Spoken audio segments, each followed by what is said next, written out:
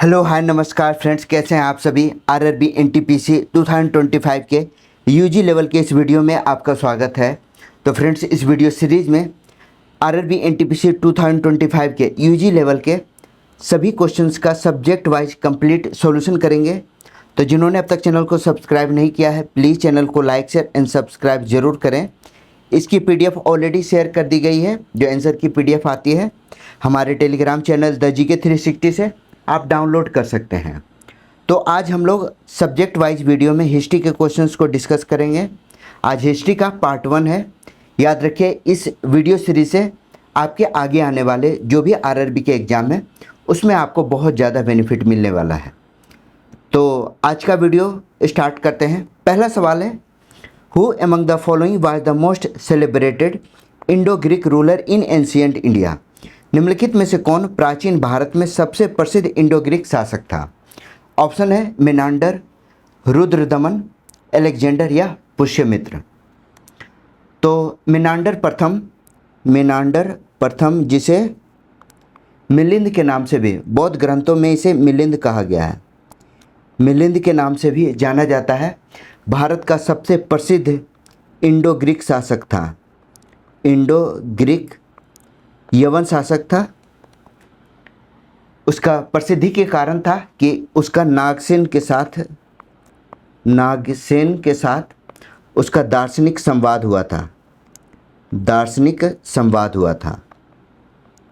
ठीक है, तो इन दोनों का जो संवाद है वह मिलिंद पन्नों में संकलित किया गया है। मिलिंद पन्नों में संकलित किया गया है, जो कि मिलिंद के प्रश्न का एक संकलन है। इसके बाद से मिनांडर ने क्या किया था, मिनांडर ने इसके बाद बौद्ध धर्म अपना लिया। तो राइट आंसर हो गया ए, मिनांडर। रुद्रदमन का जूनागढ़ अभिलेख है। याद रखिए, रुद्रदमन जो था वह शक शासक था और इसका जो प्रमुख है रुद्रदमन का जूनागढ़ अभिलेख। तो याद रखिएगा, अलेक्जेंडर यानी सिकंदर, जो कि 326 ईस्वी पर 326 ईसा पूर्व में इसने भारत पर आक्रमण किया था, लेकिन वह वापस चला गया था। तो 326 ईसा पूर्व में भारत पर आक्रमण किसने किया, अलेक्जेंडर ने। पुष्यमित्र कौन था, तो यह मौर्य वंश को समाप्त करके शुंग वंश की स्थापना की थी। शुंग वंश की स्थापना की, मौर्य वंश को समाप्त करके। मौर्य वंश का अंतिम शासक कौन था, तो मौर्य वंश का अंतिम शासक था बृहद्रथ। तो ए इसका राइट आंसर है। Who among the following was the most celebrated Indo-Greek ruler in ancient India? हो चुका है।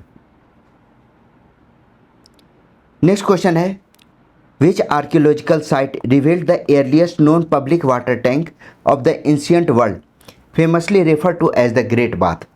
किस पुरातत्व स्थल से प्राचीन विश्व के सबसे पहले ज्ञात सार्वजनिक जल टैंक का पता लगाया, जिसने प्रसिद्ध रूप से ग्रेट बाथ विशाल स्नानागार कहा जाता है।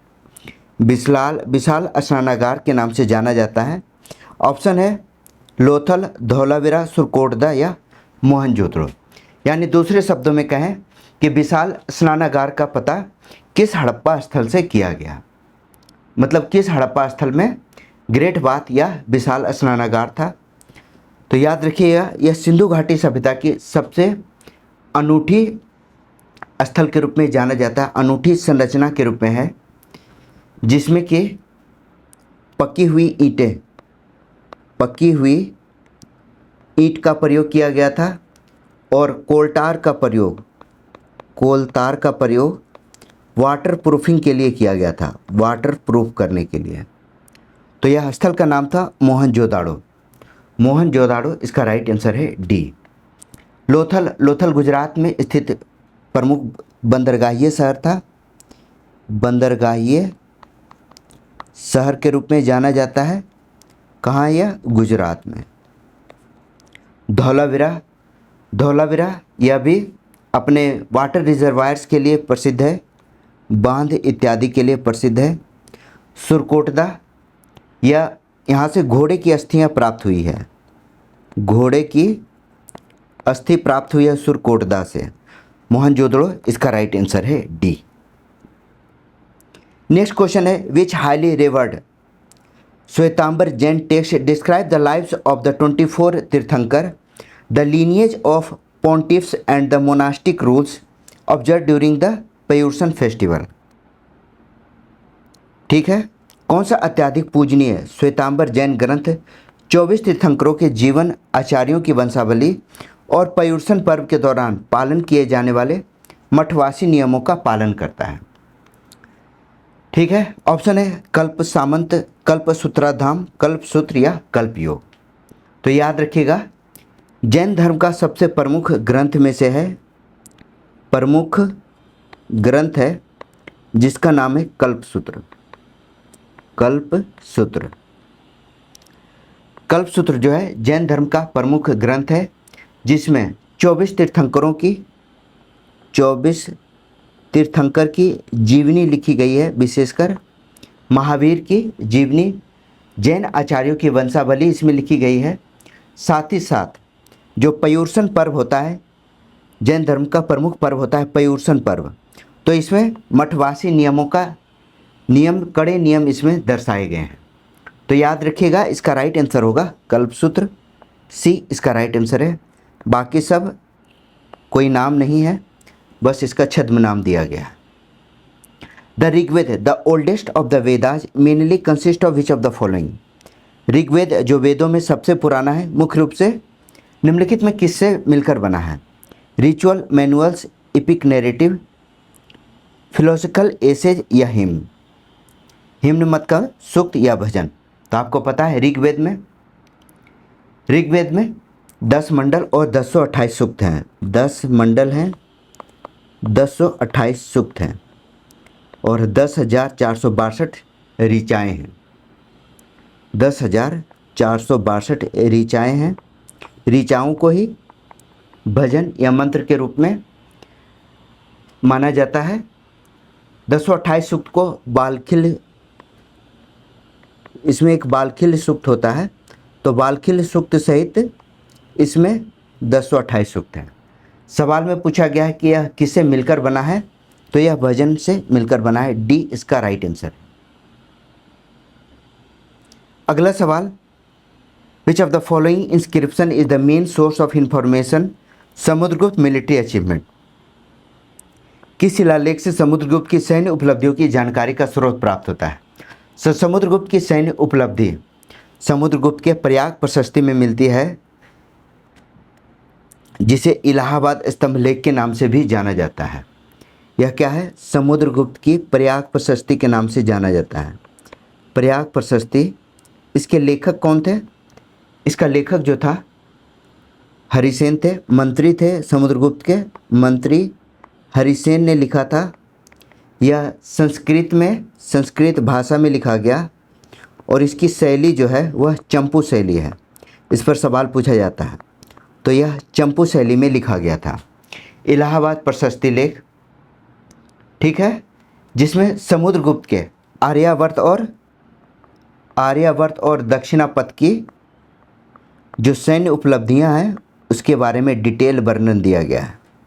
ठीक है, तो राइट आंसर हो गया सी, इलाहाबाद स्तंभ लेख। मेहरौली स्तंभ लेख, यह दिल्ली में है, यह चंद्रगुप्त द्वितीय का है। चंद्रगुप्त द्वितीय का है और यह दिल्ली में है। नासिक गुफा अभिलेख, यह सातवाहन शासक गौतमीपुत्र सातकर्णी का है। गौतमीपुत्र सातकर्णी का है, जो कि सातवाहन वंश से संबंधित थे। नेक्स्ट है जूनागढ़, अभी अभी पढ़ा हम लोगों ने। यह रुद्र दमन का जूनागढ़ अभिलेख है और यह भी संस्कृत में लिखा गया है। जूनागढ़ कहाँ है? तो यह गुजरात में है, तो आपको पता होगा। राइट आंसर हो गया सी। नेक्स्ट सवाल है, which of the following rulers of Maitreya dynasty attended Harshavardhan assembly at Prayagraj. Prayag, Maitraka वंश के निम्नलिखित शासकों में किसने प्रयाग में हर्षवर्धन की सभा में भाग लिया था? मैत्रेय शासक के बारे में बताना है। ऑप्शन है ध्रुवसेन द्वितीय, गृहवर्मन, प्रभाकर वर्मन या रुद्रसेन द्वितीय। तो वल्लभी शासक कौन थे? मैत्रक राजवंश के राजा ध्रुवसेन द्वितीय, जो कि हर्षवर्धन के दामाद थे। इसने इलाहाबाद में हर्षवर्धन के द्वारा जो महामोक्ष परिषद आयोजित की गई थी उसमें भाग लिया था। तो राइट आंसर हो गया ध्रुवसेन द्वितीय, यह हर्षवर्धन का दामाद था।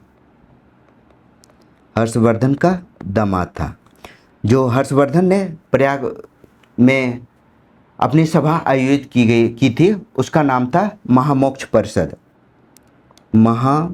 परिषद उसका नाम दिया गया था। और यह 5वीं सभा थी, 5वीं धार्मिक सभा थी, 5th धार्मिक सभा थी। तो राइट आंसर हो गया ए ध्रुवसेन द्वितीय। गृहवर्मन यह मौखरी राजवंश से संबंधित था और यह भी हर्षवर्धन की बहन राजश्री से विवाह किया था, यानी यह भी दामाद ही था और यह राजश्री से विवाह किया था। हर्षवर्धन की बहन राजश्री से इसका विवाह हुआ था। प्रभाकर वर्धन हर्षवर्धन के पिता थे, ये पिता थे। तो राइट आंसर हो गया ए ध्रुवसेन द्वितीय। Which of the following feature at Lothal provide the most convincing evidence of its role as a maritime trading centre in Harappan civilization? Lothal की निम्नलिखित में से कौन सी विशेषता हड़प्पा सभ्यता में एक सामुद्रिक व्यापार केंद्र के रूप में इसकी भूमिका का सबसे ठोस प्रमाण प्रदान करता है?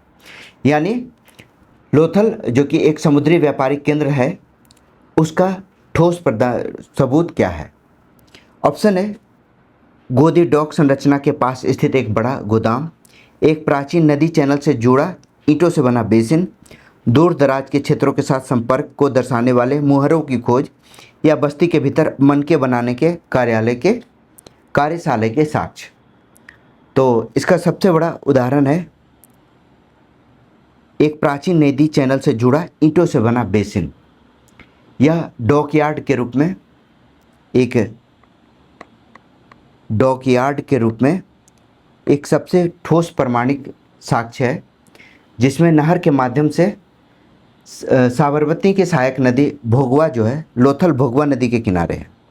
तो साबरमती और भोगवा के पुराने चैनल से यह जुड़ा हुआ था, ठीक है, जहाँ से समुद्री जहाज आते थे और यहाँ माल उतारा या लादा जाता था। तो यह जो है समुद्रिक व्यापार केंद्र के रूप में था और यह इसका अकाट्य प्रमाण है। बी इसका राइट आंसर है। Which of the following statement correctly explain the decline of metallic coins in post Guptan period? निम्नलिखित में से कौन गुप्तोत्तर काल में धातु के सिक्कों की कमी की सही व्याख्या करता है? ऑप्शन है ऐसा इसलिए हुआ क्योंकि शासक नए सिक्के ढालने के बजाय पुराने सिक्के का उपयोग करना पसंद करते थे। यह कम हुए व्यापार और नकद भुगतान के स्थान पर बढ़ते हुए भूमि अनुदान का परिणाम था। तो आर.एस. शर्मा ने अपनी पुस्तक है भारतीय सामंतवाद उनका सिद्धांत है, पुस्तक नहीं है। तो भारतीय सामंतवाद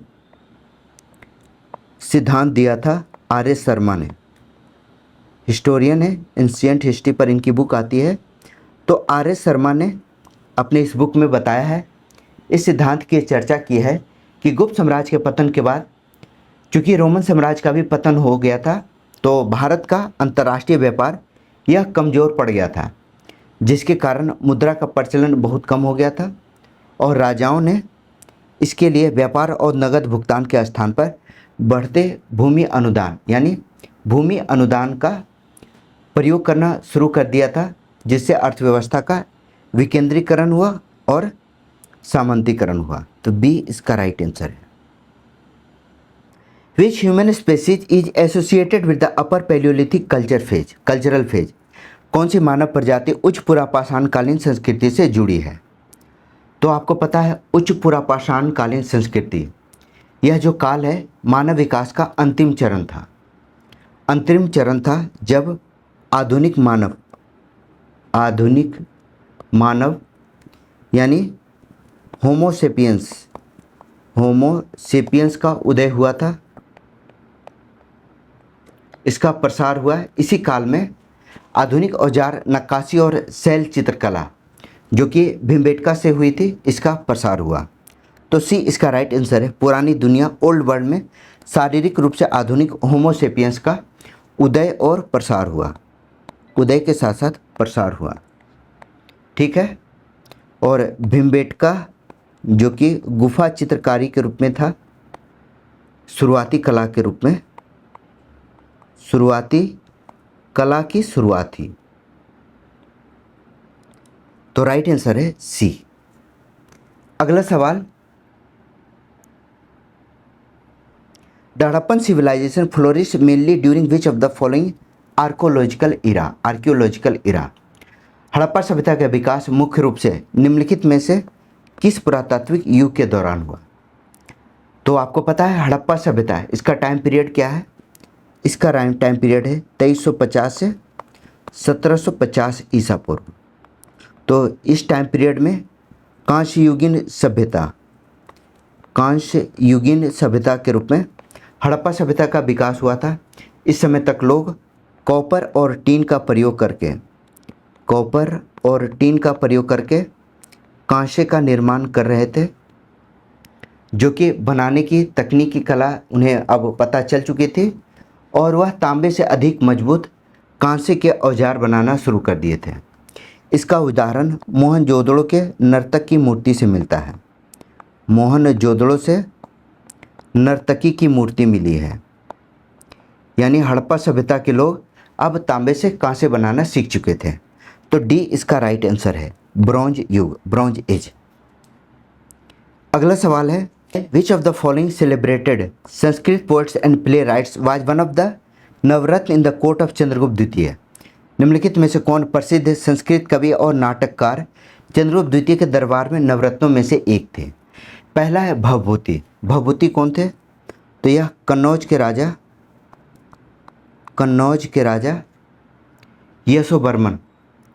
यशोवर्मन के दरबारी कवि थे, ठीक है। कालिदास चंद्रगुप्त द्वितीय के दरबार में रहते थे। कालिदास की जो नाटक है, जिसे महाकाव्य, नाटक के साथ साथ इन्होंने महाकाव्य भी लिखा था।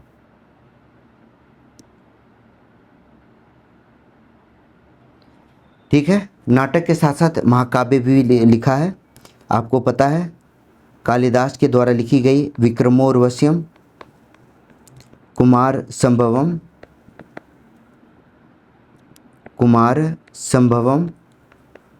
ऋतु संहारम इत्यादि महाकाव्य के साथ साथ नाटक की रचना की थी। यह चंद्रगुप्त दरबारी के नवरत्नों में से एक थे। तो राइट आंसर हो गया सी, कालिदास। वान के बारे में आपको पता है हर्षवर्धन के दरबारी कवि थे। इन्होंने हर्षचरित लिखा था। अब है भास के बारे में।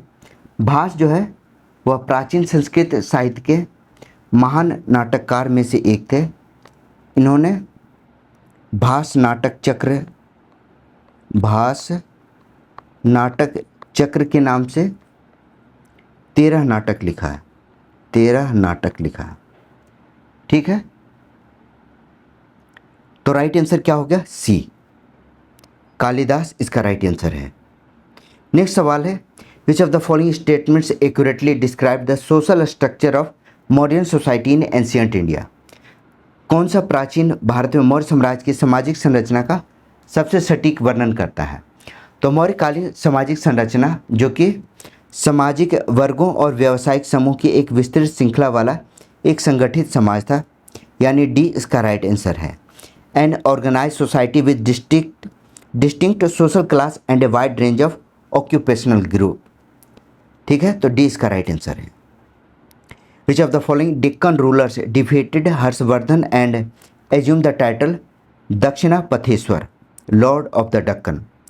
दक्कन के किस शासक ने हर्षवर्धन को पराजित किया और दक्षिणापथेश्वर दक्कन के स्वामी की उपाधि धारण की? तो आपको पता है पुलकेशिन द्वितीय ने हर्षवर्धन को पराजित किया था लगभग 618 ईस्वी में नर्मदा नदी के तट पर पुलकेशिन द्वितीय ने हर्ष को पराजित किया और इसके बाद उसने दक्षिणापथेश्वर और परमेश्वर की उपाधि धारण की थी। परमेश्वर की उपाधि धारण की और दक्षिण पथेश्वर की उपाधि धारण की। इस युद्ध का विवरण जो है पुलकेशिन द्वितीय के ऐहोल अभिलेख में मिलता है। ऐहोल अभिलेख में मिलता है जिसे पुलकेशिन द्वितीय के दरबारी कवि रवि कीर्ति के द्वारा लिखा गया था। रवि कीर्ति ने इसे लिखा था। ठीक है, तो राइट आंसर क्या होगा? राइट आंसर है सी, पुलकेशिन द्वितीय। नेक्स्ट क्वेश्चन है, in Arthashastra which two types of court dealt with dispute among citizen and between the state and citizen. Arthashastra में कौन से दो प्रकार के न्यायालय नागरिकों के बीच और राज्य तथा नागरिकों के बीच विवाद का निपटारा करते थे? ठीक है, ऑप्शन है सभा समिति, धर्मस्थीय और कंटक शोधन। तो याद रखिएगा कौटिल्य के अर्थशास्त्र में न्याय व्यवस्था को दो भागों में बांटा गया था जिसमें दो प्रकार के न्यायालय थे, धर्मस्थीय और कंटक शोधन। धर्मस्थलीय जो था वह दीवानी अदालत था, यह सिविल कोर्ट था, और कंटक शोधन यह क्रिमिनल कोर्ट था। ठीक है, तो धर्मस्थलीय न्यायालय नागरिकों के आपसी विवादों को देखता था, जैसे अभी सिविल कोर्ट में होता है आपसी विवाद, संपत्ति, विवाह, इससे जुड़े हुए मामलों को देखता था। और कंटक शोधन न्यायालय जो था वह नागरिकों के बीच के विवाद, राष्ट्र विरोधी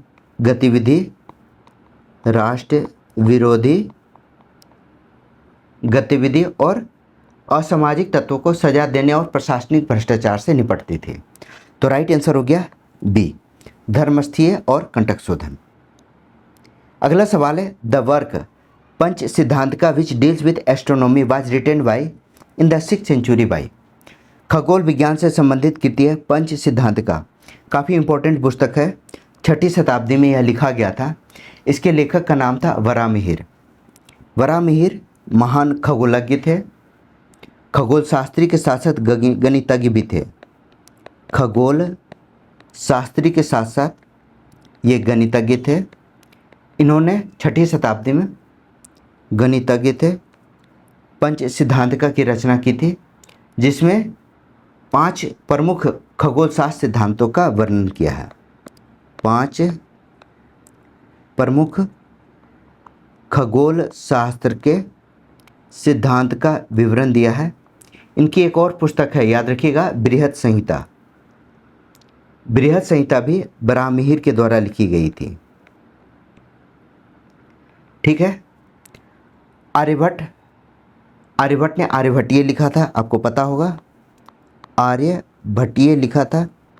आर्यभट्ट भी गणितज्ञ थे। तो आर्यभट्टीय में आर्यभट्ट ने पृथ्वी अपनी धुरी पर घूमती है, इसके बारे में उन्होंने लिखा है। तो राइट आंसर हो गया सी, वराहमिहिर। अच्छा, एक छूट गया, ब्रह्मगुप्त ने अपनी पुस्तक लिखी है जिसका नाम है, ब्रह्मगुप्त की पुस्तक का नाम है ब्रह्मस्फुट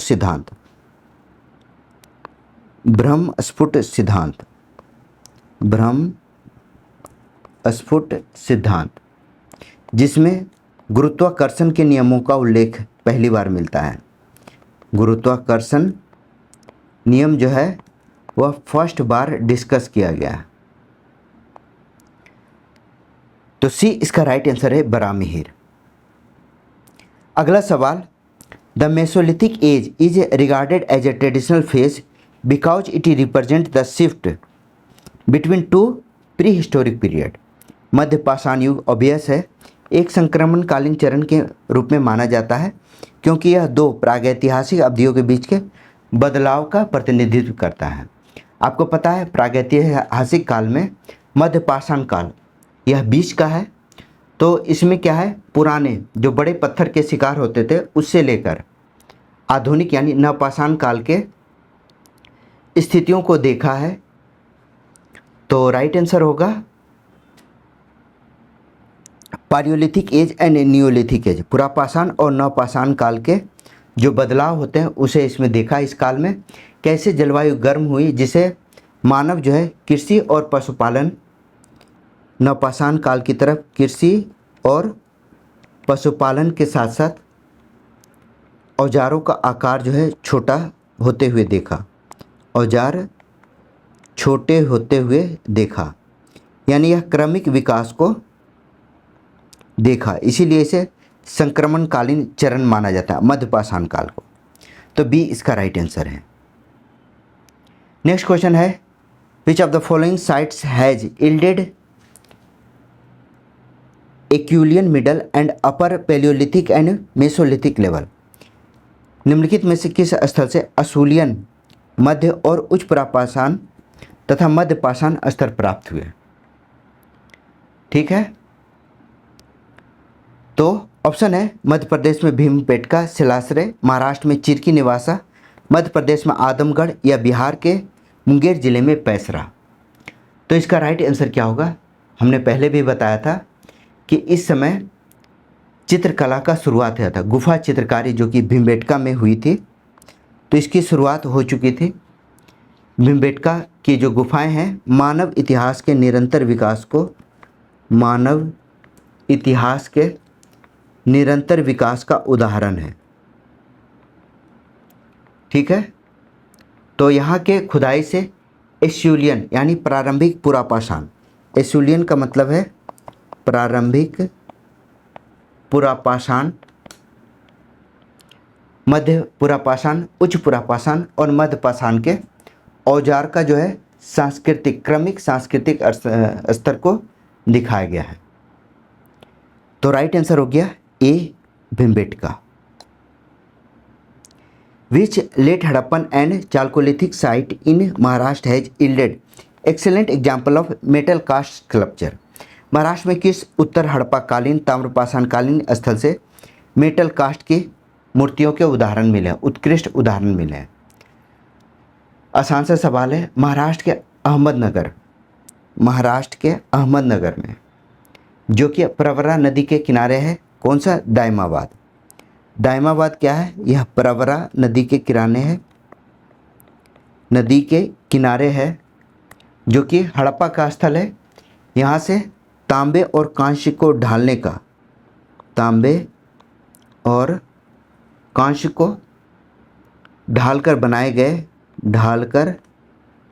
गए 4 प्रसिद्ध रथ और मृण्मय मूर्तियाँ मिली है। प्रसिद्ध रथ और मूर्तियाँ मिली है, मृण्मय नहीं मूर्तियाँ मिली है, क्योंकि अब ढालना शुरू हो गया था। तो मृण्मय मूर्तियाँ मट्टी की मूर्ति को बोला जाता था, लेकिन अब कांसे की मूर्तियाँ मिली है, रथ में खींचता हुआ मनुष्य मिला है। तो यह सभी जो है दायमाबाद से मिला है, जिसमें कि धातु ढलाई के उत्कृष्ट उदाहरण मिले हैं। नेक्स्ट क्वेश्चन है, microlithic tools become a characteristic feature during which phase of pre history in India. Bharat में प्रागैतिहासिक काल के किस चरण के दौरान सूक्ष्म पाषाण उपकरण यानी माइक्रोलिथिक टूल्स एक विशिष्ट विशेषता बन गई? तो आपको पता है माइक्रोलिथिक टूल्स यानी छोटे जो उपकरण होते थे, औजार होते थे, इस समय मध्यपाषाण काल में, मध्यपाषाण काल आते आते 1 से 5 सेंटीमीटर के छोटे औजार बनाए जाने लगे थे। छोटे औजार या उपकरण बनाए जाने लगे थे। यह मध्यपाषाण काल की प्रमुख पहचान है। ठीक है, छोटे पत्थर बनाने लगे गए थे, फंसाकर तीर चलाया जाने लगा था, तीर, कमान, इन सब का प्रयोग करना सीख गया था। उन्नत हथियार प्रणाली शुरू हो गई थी, उन्नत हथियार बनाना सीख लिया था। तो राइट आंसर हो गया C. The earliest evidence of stone tools in India has been founded. Bharat में पत्थर के औजार का सबसे प्रारंभिक साक्ष्य, तो यह सबसे प्रारंभिक साक्ष्य मिला है तमिलनाडु के चेन्नई के पास है अतिरपक्कम, अतिरम्पक्कम। कहाँ यह? तमिलनाडु के चेन्नई में, चेन्नई के यह पास में है, जहाँ से एसुलियन यानी पत्थर के, भारत के सबसे प्राचीन एसुलियन संस्कृति के पत्थर मिले हैं, औजार मिले हैं और कुल्हाड़ी मिला है। इसका टाइम पीरियड जो है 1.5 मिलियन वर्ष का बताया गया है। यहाँ से कुल्हाड़ी मिले हैं, औजार मिले हैं। ठीक है, तो बी इसका राइट आंसर है अतिरम्पक्कम।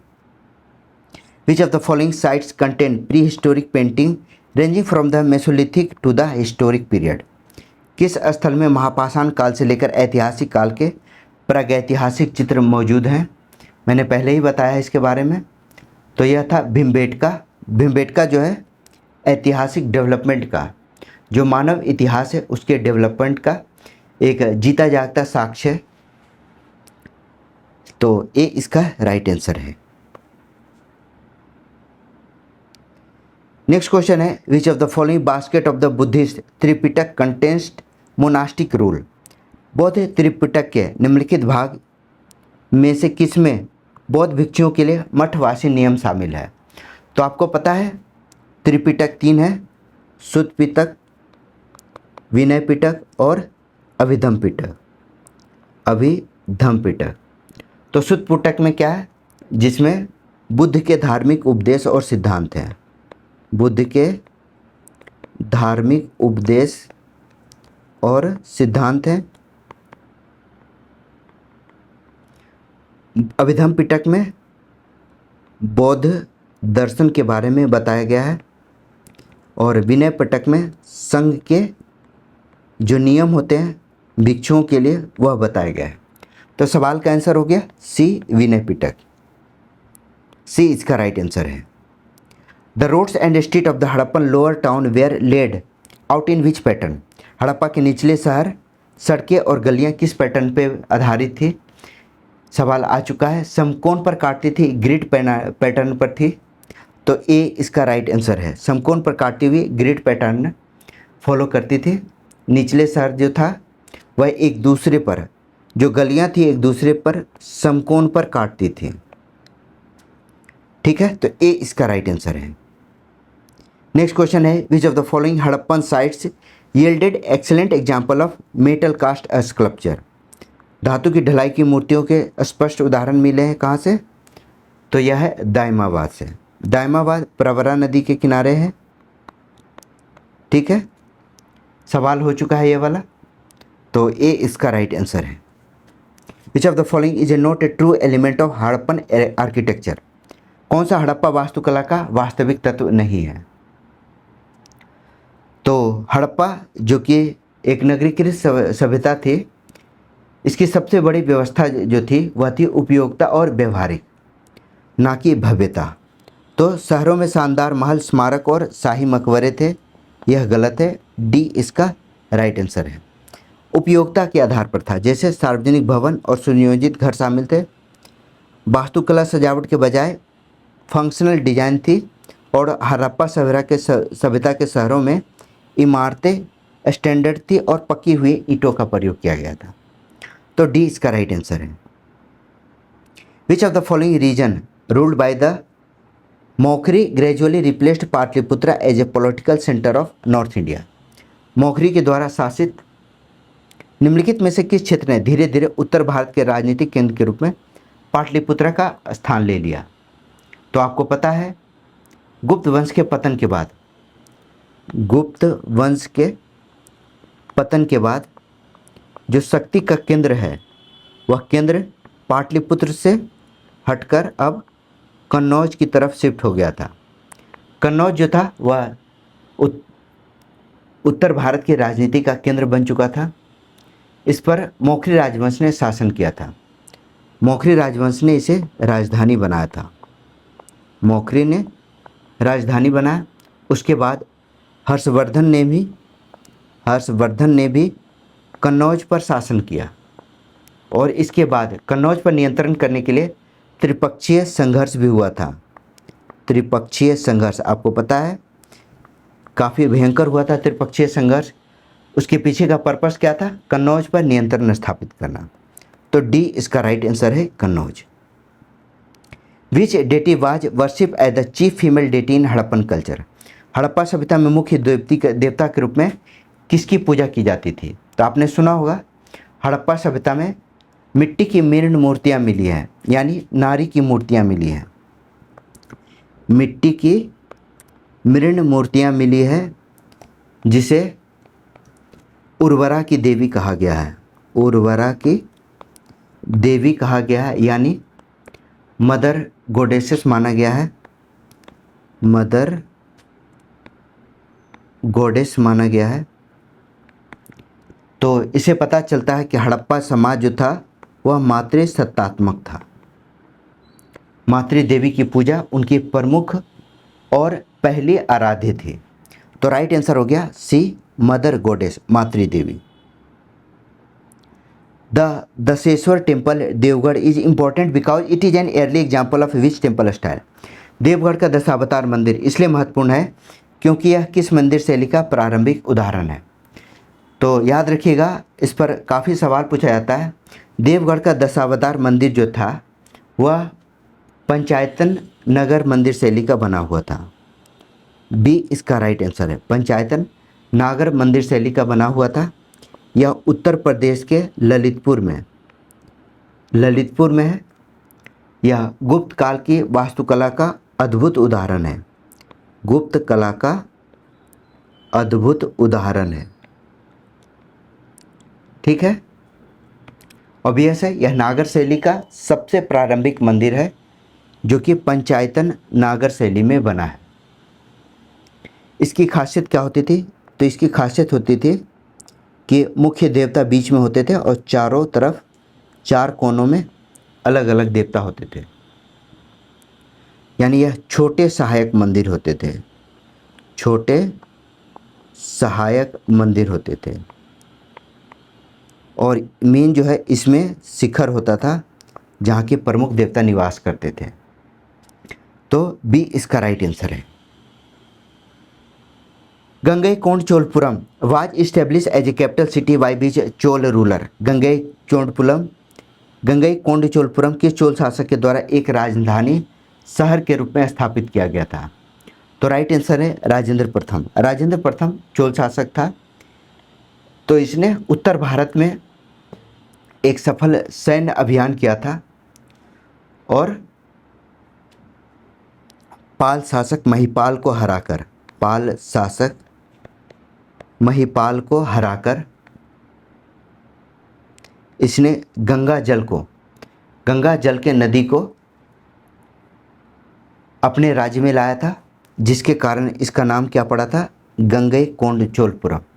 गंगा को जीतने वाला चोल की उपाधि।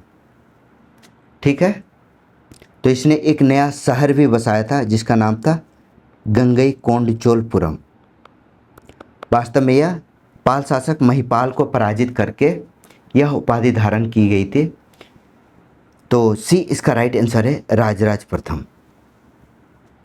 विच of the following ruler issued the famous Junagadh inscription. किस शासक ने जूनागढ़ शिलालेख जारी किया था? जूनागढ़ शिलालेख हम लोगों ने अभी पढ़ा है कि यह गिरनार गुजरात में है, जो शक वंश के राजा रुद्रदमन प्रथम के द्वारा बनाया गया था। शक शासक रुद्रदमन प्रथम का शिलालेख था। यह शुद्ध संस्कृत में लिखा गया था। शुद्ध संस्कृत में लिखा गया। भारत का सबसे बड़ा और विस्तृत आधिकारिक अभिलेख है। बड़ा और विस्तृत अभिलेख है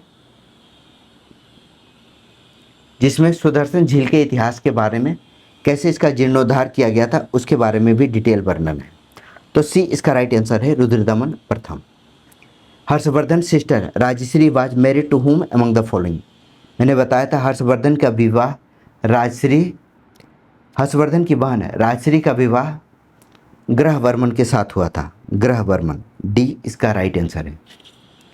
ग्रहवर्मन जो था वह मौखरी का राजा था, मौखरी वंश का राजा था। ठीक है। ग्रहवर्मन की हत्या जो थी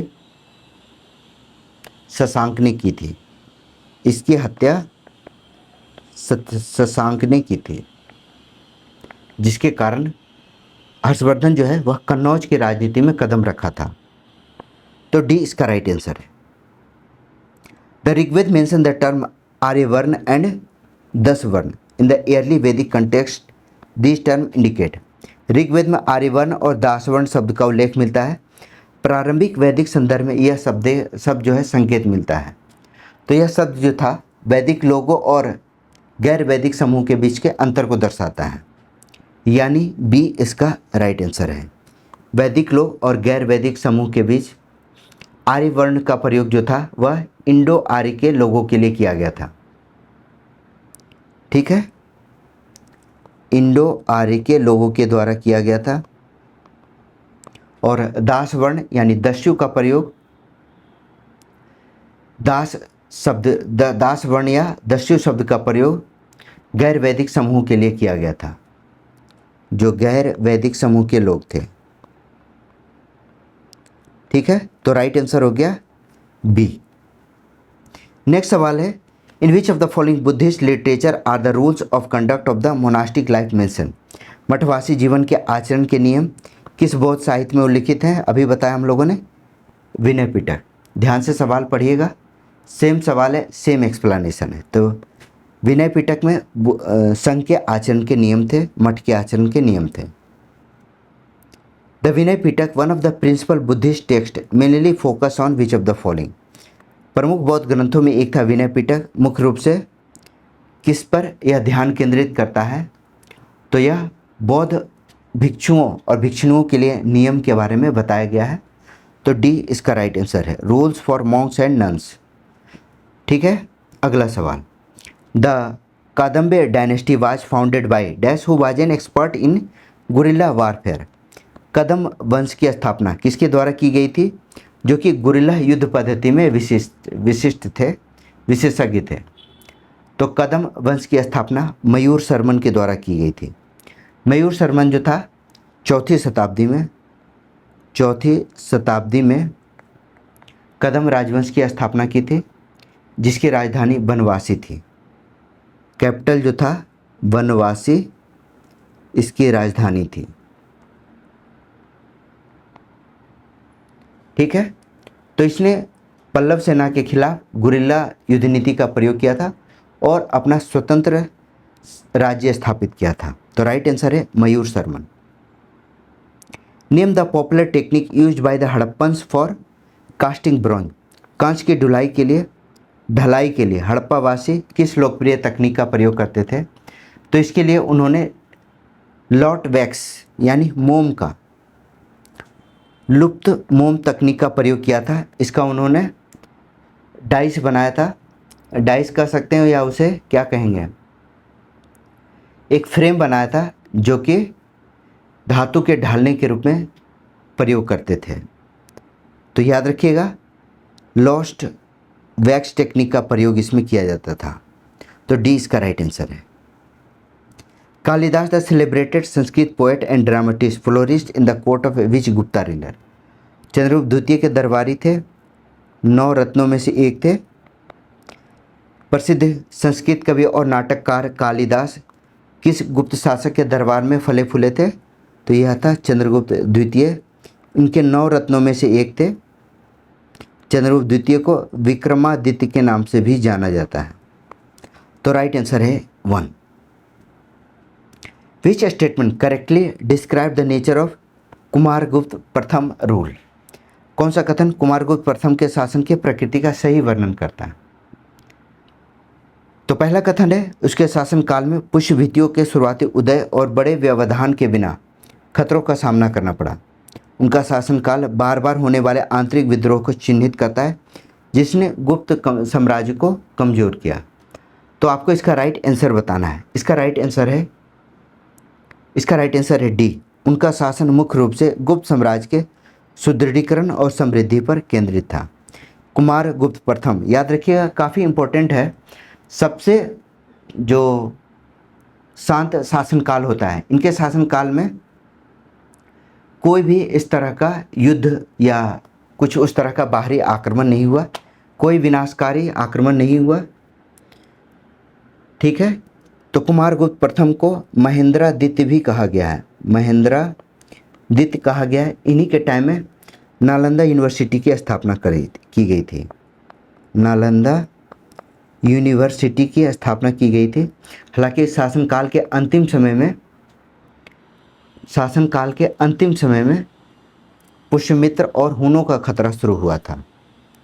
पुष्यमित्र, शुंग और हुनों का खतरा शुरू हुआ था अंतिम समय में, लेकिन फिर भी जो इनका पूरा टाइम पीरियड है वह काफ़ी शांतिपूर्ण, सुदृढ़ और संस्कृति से भरा हुआ था। तो डी इसका राइट आंसर है। Dharmapala, the Pala ruler is credited with the founding which of the following famous university near Bhagalpur in Bihar.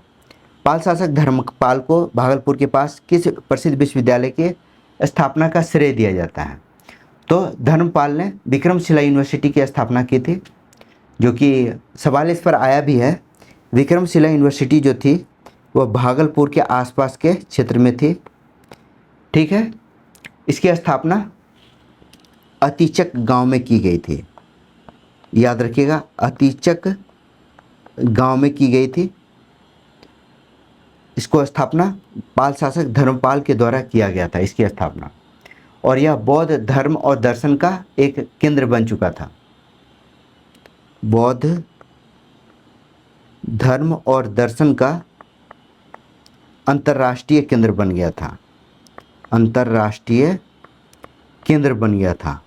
तो राइट आंसर क्या है? राइट आंसर है डी, विक्रमशिला यूनिवर्सिटी।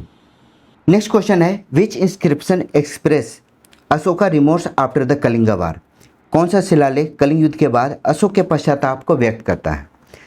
तो आपको पता है अशोक का 13वां शिलालेख जिसमें अशोक ने कलिंग युद्ध का उल्लेख किया है, कलिंग युद्ध का उल्लेख किया है। यह कब हुआ था?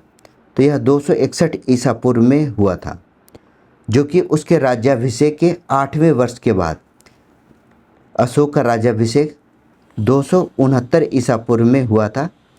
तो इस 13वें शिलालेख में अशोक ने कलिंग युद्ध में होने वाले भारी नरसंहार और विनाश को देखकर अपना हृदय परिवर्तन कर लिया था, और इसी के बाद से धम्म विजय यानी शांति के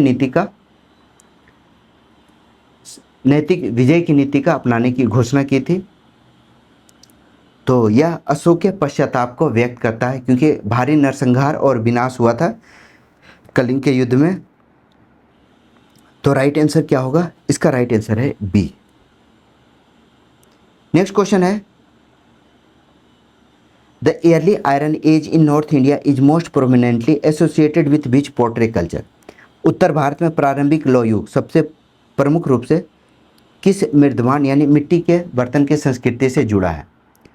तो यह चित्रित धूसर मृदभांड है, जिसे इंग्लिश में PGW कहा जाता है, PGW कहा जाता है। उत्तर भारत में 1000 ईसा पूर्व से 600 ईसा पूर्व के बीच लौह युग का उदय हुआ।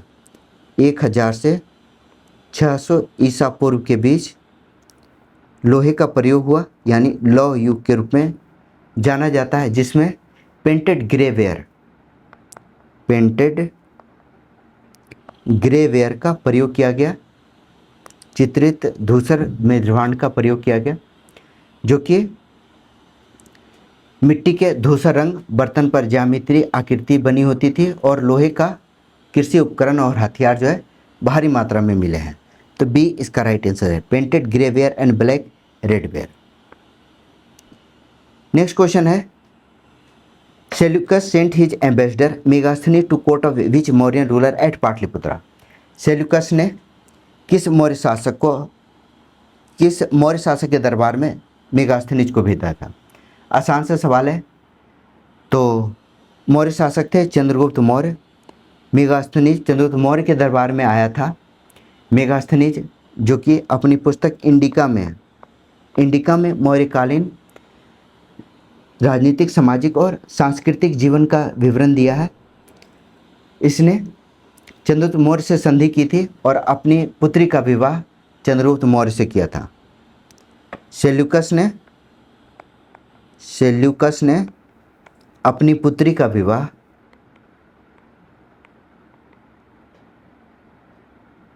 चंद्रगुप्त मौर्य से किया था। ठीक है, तो डी इसका राइट आंसर है।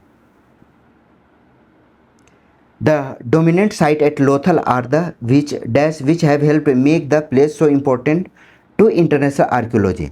लोथल में प्रमुख दर्शनीय स्थल है जिसने इस स्थान को अंतर्राष्ट्रीय पुरातत्व के लिए इतना महत्वपूर्ण बनाने में मदद की। हम लोग इसे डिस्कस कर चुके हैं। डॉकयार्ड मिला है लोथल से, जो कि वैश्विक पुरातत्व का सबसे विशिष्ट दिलाने वाला स्थान के रूप में जाना जाता है। ठीक है, तो राइट आंसर है dockyard. Which of the following Chola rulers is credited with the building a powerful navy and conquering Sri Lanka, Maldives and Lakshadweep? किस चोल शासक एक शक्तिशाली नौसैनिक सेना बनाने और श्रीलंका, मालदीव और लक्षद्वीप को जीतने का श्रेय दिया जाता है? तो मैंने पहले भी बता रखा है, राजा चोल प्रथम, राजराज प्रथम का पुत्र था। राजराज प्रथम ने एक मजबूत शक्तिशाली नौसेना का गठन किया था। अत्यंत शक्तिशाली नौसेना का गठन किया था। ठीक है, तो इसने नौसैनिक गठन का फायदा उठाते हुए हिंद महासागर में स्थित मालदीव्स, श्रीलंका और लक्षद्वीप को जीत लिया और विजय प्राप्त करके इसने तंजौर में बृहदेश्वर का भी मंदिर का निर्माण किया। तंजौर में बृहदेश्वर का मंदिर का निर्माण कराया। तो यह शासक जो था उसका नाम था राजराज प्रथम। डी इसका राइट आंसर है। Which of the following best describe the authorship of Rigveda? Rigveda के ऑथरशिप का सबसे अच्छा वर्णन कौन करता है? तो आपको पता है ऋग्वेद जो है किसी व्यक्ति या राजा के द्वारा नहीं लिखा गया है, यह विभिन्न ऋषियों के द्वारा, जैसे विश्वामित्र, वशिष्ठ और भारद्वाज, इनके वंशजों के द्वारा अलग अलग खंडों में, जो कि स्मृति के आधार पर एक समय से दूसरे समय तक, जो एक पीढ़ी से दूसरी पीढ़ी तक पहुंचाया गया था, उसे श्रुति के रूप में रखा गया था। तो इन श्रुतियों का ऋषियों के द्वारा एक सूक्तों का संग्रह है। इसी के कारण रे को श्रुति कहा जाता है। इसे अपरुष्य कहा जाता है, यानी किसी पुरुष के द्वारा नहीं, बल्कि यह ईश्वर प्रदत्त सत्य है। ठीक है, तो याद रखिएगा सी इसका राइट आंसर है। वेदों का अंतिम रूप से संकलन महर्षि कृष्णद्वैपायन वेद व्यास को माना जाता है। तो महर्षि वेद व्यास जो है वेदों के संकलन करता है। तो सी इसका राइट आंसर है। Which archaeological sites beside Keeladi have contributed to validating Sangam text? Keeladi के अलावा किन पुरातात्विक स्थलों ने संगम ग्रंथों को सत्यापित करने में योगदान दिया? तो किलाडी जो है तमिलनाडु में है, जिसका कि अभी हाल में खुदाई किया गया था, पुरातात्विक खुदाई। तो स्थल का नाम है आदिचनलोर, कोरकई और अलंगुलम, जो कि प्रमुख पुरातात्विक स्थल है जहाँ से संगम काल के ग्रंथों का संकलन किया गया। संगम साहित्य में जो उन्नत नगरीय जीवन है उसके बारे में प्रमाणीकरण किया गया। प्रमाणिकता जो है इससे साबित हुई है। तो ए इसका राइट आंसर है। अगला सवाल, which unique architectural feature distinguish the Harappan site of Dholavira? कौन सी अनूठी स्थापत्य विशेषता हड़प्पा स्थल धौलावीरा को अलग करती है? तो धौलावीरा यह भी अपने जल संरक्षण के लिए जाना जाता है। तो यहाँ से जल संरक्षण के लिए बावड़ियाँ मिली है। स्टेप वेल्स कहा जाता है, बावड़ियों को स्टेप वेल्स कहा जाता है क्योंकि इसमें नीचे उतरा भी जा सकता था। तो यहाँ से विशालकाय वाटर रिजर्वायर मिले हैं, वाटर रिजर्वायर मिले हैं। तो राइट आंसर है B. Which of the following Pushyabhuti rulers strengthen his position by defeating the Huna. निम्नलिखित में से किस पुष्यभूति शासक ने हुनों को हराकर अपनी स्थिति मजबूत की थी। तो हुनों को हराने वाला पुष्यभूति वंश का शासक था जो कि हर्षवर्धन के पिता थे, प्रभाकर वर्धन। प्रभाकर वर्धन ने हुनों को पराजित किया था, हुनों को पराजित किया। यह हर्ष के पिता थे, हर्षवर्धन के पिता थे। इन्होंने उत्तर पश्चिम सीमा से आक्रमण के लिए, जो आक्रमण होते थे जहाँ से हुन आते थे, हुनों को इन्होंने खदेड़ दिया था। बाणभट्ट ने हर्षचरित में इसका विवरण भी किया है, हर्षचरित में इसका विवरण दिया है। प्रभाकर वर्धन को हुन हरिण केसरी की उपाधि दी गई है, हुन हरिण केसरी की उपाधि। ठीक है, तो राइट आंसर हो गया D, Prabhakar Vardhan. Who among the following was a ruler of Chedi महामेघवाहन डायनेस्टी ऑफ कलिंग। कौन कलिंग के चेदी महामेघवाहन वंश का शासक था। आपको पता है कलिंग का शासक खारवेल जो कि काफ़ी प्रसिद्ध है। तो यह चेदी या महामेघवाहन वंश से संबंधित था। खारवेल जो था चेदी या महामेघवाहन वंश से संबंधित था, वाहन वंश से संबंधित था। इसलिए यह जैन धर्म का अनुयायी था, जैन धर्म का अनुयायी था। इसके बारे में जो विवरण है वह हाथी गुम्फा अभिलेख से मिलती है, हाथी गुम्फा अभिलेख से मिलती है, जिसमें उसके हाथी गुम्फा अभिलेख में उसके 13 वर्षों के शासन की घटनाओं का विवरण है, 13 वर्ष के शासन की घटना का विवरण है। ठीक है, तो राइट आंसर हो गया खारवेल। नेक्स्ट क्वेश्चन है which of the following Harappan site is famous for its dockyard. तो यह है लोथल, इसका राइट आंसर है। तो आप देख चुके हैं कई सवाल रिपीट हुए हैं, आगे भी रिपीट होंगे, तो इन क्वेश्चन को सोल्व करना काफ़ी आवश्यक है। आपने देखा एक्सप्लेनेशन भी कितना इंपॉर्टेंट है, एक्सप्लेनेशन से भी क्वेश्चन आते हैं। तो अगर वीडियो अच्छा लगे तो प्लीज़ चैनल को लाइक शेयर एंड सब्सक्राइब जरूर कीजिए। मेरा नाम है Rahul Sinha. Thank you for watching.